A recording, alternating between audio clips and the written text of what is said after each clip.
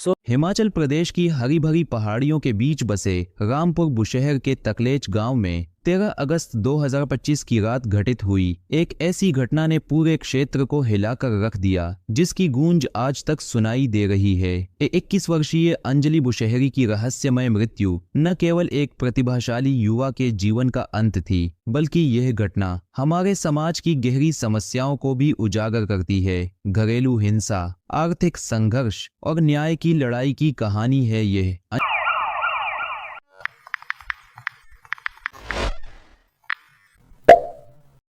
अंजलि बुशहरी का जन्म हिमाचल प्रदेश के शिमला जिले के रामपुर बुशहर के तकलेच गांव के केटू में हुआ था। वह एक साधारण परिवार की लड़की थी, जिसमें उसके माता पिता और छोटा भाई अनिल बुशहरी शामिल थे। परिवार की आर्थिक स्थिति कमजोर थी, लेकिन अंजलि में कुछ ऐसा था जो उसे अपने आसपास के सभी लोगों के लिए प्रेरणा स्रोत बनाता था। अंजलि की शैक्षणिक उपलब्धियां असाधारण थीं। उसने 10वीं कक्षा में 700 में से 670 नंबर प्राप्त किए थे और 12वीं में भी वह मेरिट में आई थी। यह उसकी मेधा और कड़ी मेहनत का प्रमाण था। आसपास के लोग उसे एक अत्यंत प्रेरणादायक व्यक्तित्व मानते थे, क्योंकि गरीबी के बावजूद वह हार नहीं मानती थी और निरंतर आगे बढ़ने का प्रयास करती रहती थी। परिवार की आर्थिक कठिनाइयों के कारण अक्सर ऐसी स्थिति आती थी कि अंजलि को अपनी पुस्तकें तक बेचनी पड़ती थीं। फिर भी उसका संकल्प डगमगाता नहीं था। यह दृढ़ता और अपने लक्ष्यों के प्रति समर्पण उसे आम लड़कियों से अलग बनाता था। अंजलि ने अपनी उच्च शिक्षा जारी रखने के बजाय पारिवारिक जिम्मेदारियों को प्राथमिकता दी। 2021 में जब वह कॉलेज की पहली साल की छात्रा थी, उसने पोस्टल विभाग की परीक्षा दी और सफल हुई। यह निर्णय उसकी परिपक्वता और पारिवारिक प्रेम को दर्शाता था। उसने सोचा कि अगर वह नौकरी कर ले तो परिवार की आर्थिक मदद हो सकेगी और साथ ही उसकी पढ़ाई का खर्च भी परिवार पर बोझ नहीं बनेगा।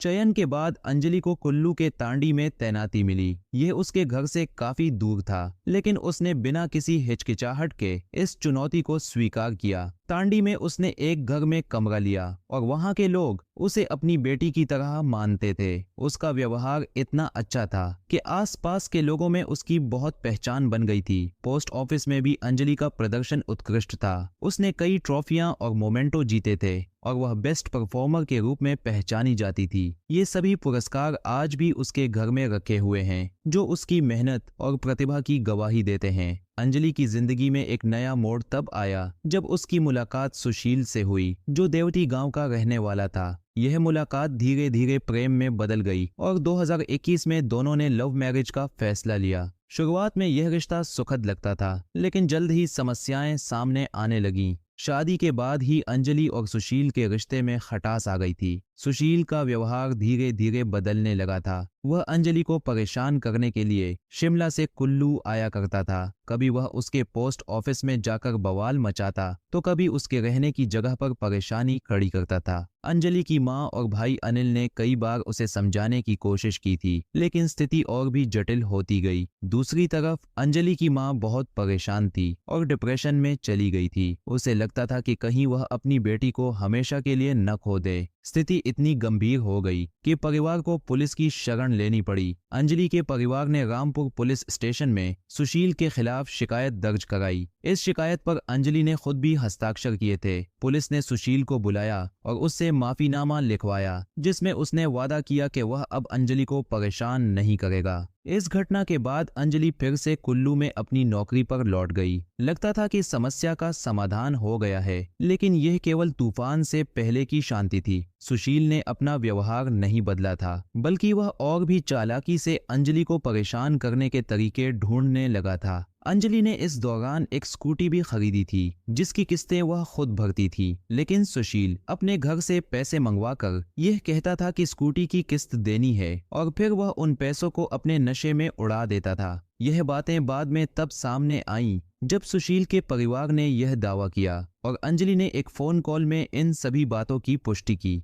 13 अगस्त 2025 की रात लगभग 10:30 बजे अंजलि एक वीडियो कॉल पर बात कर रही थी। ये कॉल सामान्य रूप से चल रही थी, लेकिन 17 मिनट बाद यानी 10:43 बजे अचानक से कुछ ऐसा हुआ जिसकी वजह से वह तुरंत कॉल काट देने को मजबूर हो गई। इस समय तक कोई नहीं जानता था कि उस कमरे में वास्तव में क्या घटित हुआ था। फोन कॉल की अचानक समाप्ति के बाद रात भर कुछ पता नहीं चला, लेकिन अगली सुबह जब लोगों ने अंजलि के कमरे की जांच की तो एक दिल दहला देने वाला दृश्य सामने आया। अंजलि का निष्प्राण शरीर उसी के कमरे में पड़ा मिला जिसके मुंह से जाग निकल रहा था। यह दृश्य देखने वालों के लिए अविश्वसनीय था। कमरे में नोट नहीं मिला था, न कोई जहर की बोतल थी और कुछ भी ऐसा नहीं लगता था जिससे पता चले कि अंजलि ने खुद को नुकसान पहुंचाया हो। इस भयावह दृश्य को देखने के बाद 14 अगस्त को पुलिस को सूचना दी गई। पुलिस की टीम मौके पर पहुंची और परिवार की उपस्थिति में कमरे की जांच की। अधिकांश लोगों का प्रारंभिक अनुमान था कि संभवतः अंजलि ने हत्या की है, क्योंकि मुंह से जाग निकलना विषाक्तता का संकेत माना जाता है। पुलिस ने अंजलि के शव को पोस्टमार्टम के लिए शिमला के आईजीएमसी अस्पताल भेजा। 16 अगस्त को पोस्टमार्टम की रिपोर्ट आई जिसमें पता चला कि अंजलि के साथ मारपीट की गई थी। यह खुलासा पूरी स्थिति को बदल देने वाला था। पोस्टमार्टम रिपोर्ट में यह भी पाया गया कि अंजलि के शरीर पर चोटों के निशान थे, जो इस बात का प्रमाण थे कि उसकी मृत्यु प्राकृतिक नहीं थी। परिवार के सदस्यों ने भी पुलिस को ये चोटें दिखाई थीं और जोर देकर कहा था कि ये नहीं बल्कि हत्या है। जांच के दौरान यह पता चला कि 14 अगस्त को अंजलि से मिलने उसके ससुर और पति सुशील आए थे। कहा जा रहा था कि दोनों में सुलह की कोशिश की गई थी। इसके बाद वे चले गए, लेकिन बाद में सुशील दोबारा कमरे में लौटा और अंजलि से मारपीट की। एक सीसीटीवी फुटेज सामने आई जिससे पता चला कि सुशील ही वह व्यक्ति था जो उस रात अंजलि के कमरे में गया था। 10:43 बजे कॉल का कटना इस बात का संकेत था कि अंजलि के कमरे में सुशील ही घुसा था और संभवतः वह कोई गलत नियत लेकर आया था।